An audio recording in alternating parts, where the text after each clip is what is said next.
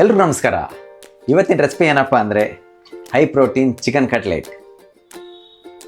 ಈ ರೆಸಿಪಿ ತುಂಬ ಈಸಿಯಾಗಿದೆ, ಯಾರು ಬೇಕಾದರೂ ಮಾಡ್ಬೋದು. 0 ಆಯಿಲಲ್ಲಿ ಇದು ರೆಡಿ ಆಗುತ್ತೆ. 200 ಗ್ರಾಮ್ ಚಿಕನ್ ಬ್ರೆಸ್ಟ್,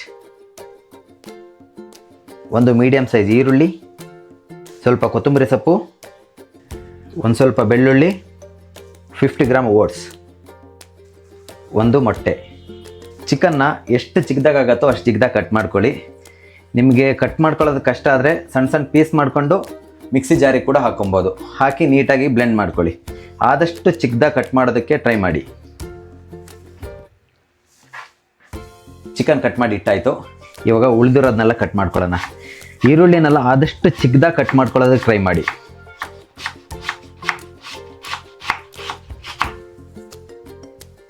ಮೊದಲಿಗೆ ಚಿಕನ್ ಒಂದು ಬೌಲಿಗೆ ಹಾಕ್ಕೊಳ್ತೀನಿ. ಅದಕ್ಕೆ ಕಟ್ ಮಾಡಿಟ್ಟಿರೋ ಈರುಳ್ಳಿ, ಓಟ್ಸ್, ಮೊಟ್ಟೆ, ಬೆಳ್ಳುಳ್ಳಿ, ಕೊತ್ತಂಬರಿ ಸೊಪ್ಪು, ರುಚಿಗೆ ತಕ್ಕಷ್ಟು ಉಪ್ಪು,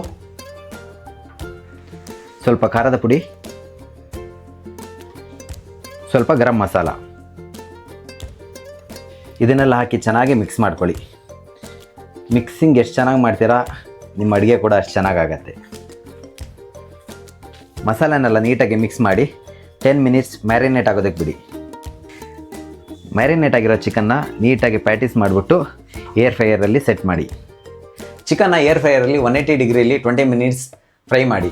ನಿಮ್ಮ ಹತ್ರ ಏರ್ ಫ್ರೈಯರ್ ಇಲ್ಲ ಅಂತ ಅಂದರೆ ತವಾದಲ್ಲಿ ಕೂಡ ಮಾಡ್ಕೊಬೋದು. ಇವಾಗ ಚಿಕನ್ಗೆ ಡಿಪ್ಪಿಂಗ್ ಮಾಡೋಣ. ಡಿಪ್ಪಿಂಗ್ ಸಾಸಿಗೆ ನಾನು ಸ್ವಲ್ಪ ಪುದೀನ, ಸ್ವಲ್ಪ ಬೆಳ್ಳುಳ್ಳಿ, ಸ್ವಲ್ಪ ಶುಂಠಿ, 2 ಮೆಣಸಿನ್ಕಾಯಿ, ಅರ್ಧ ಲಿಂಬೆಹಣ್ಣಿನ ರಸ, 1 ಚಮಚ ಯೋಗಟ್. ನೀಟಾಗಿ ಬ್ಲೆಂಡ್ ಮಾಡ್ಕೊಳ್ಳಿ. ನಿಮ್ಮ ಡಿಪ್ಪಿಂಗ್ ಸಾಸ್ ರೆಡಿ. ಇದರಲ್ಲಿ ನಮಗೆ 40 ಗ್ರಾಮ್ ಪ್ರೋಟೀನ್, 350 ಗ್ರಾಮ್ ಕ್ಯಾಲರೀಸ್ ಸಿಗುತ್ತೆ. ರೆಸಿಪಿ ಹೇಗಿತ್ತು ಅಂತ ಕಾಮೆಂಟ್ ಮಾಡಿ ತಿಳಿಸಿ. ಅದ್ರ ಜೊತೆಗೆ ಸಬ್ಸ್ಕ್ರೈಬ್ ಮಾಡೋದನ್ನು ಮರಿಬೇಡಿ.